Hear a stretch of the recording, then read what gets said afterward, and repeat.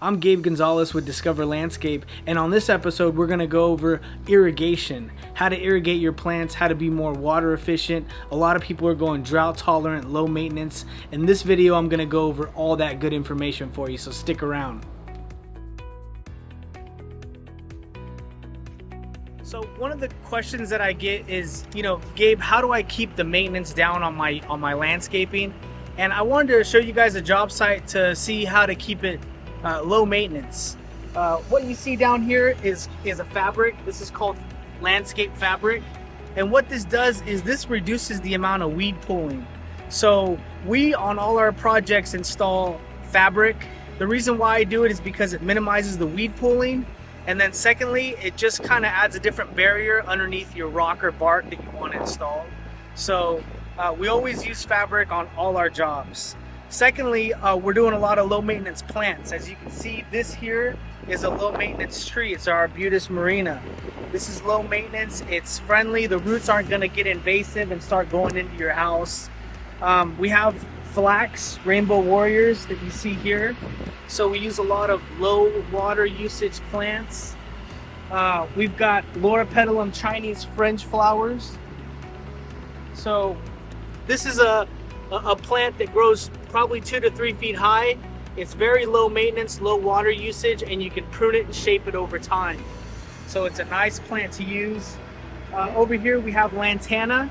This lantana provides color. It's super low maintenance, and it's going to fill in the area nicely. So it's kind of a ground cover.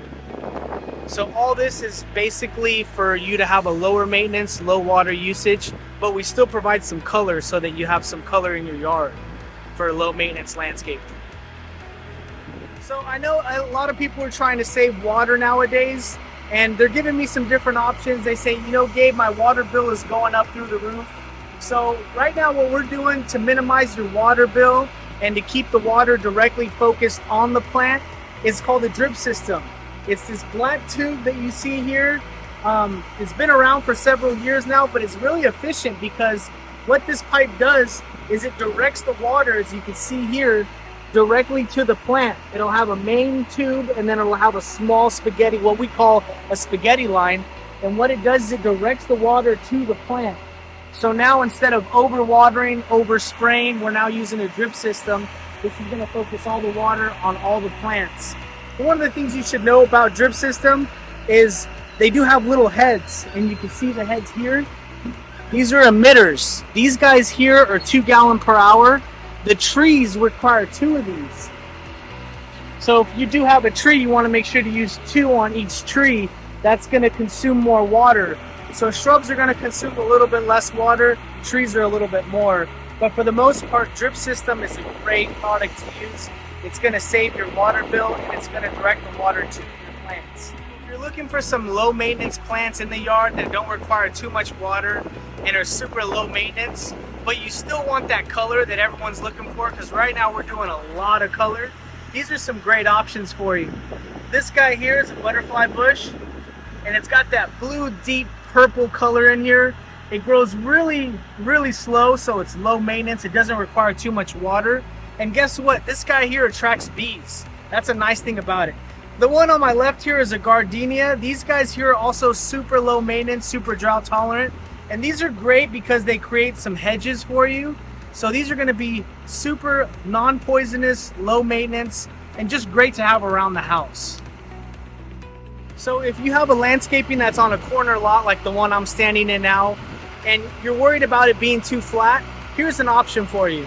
We do mounding. Mounding adds different contour, different elevation to the yard.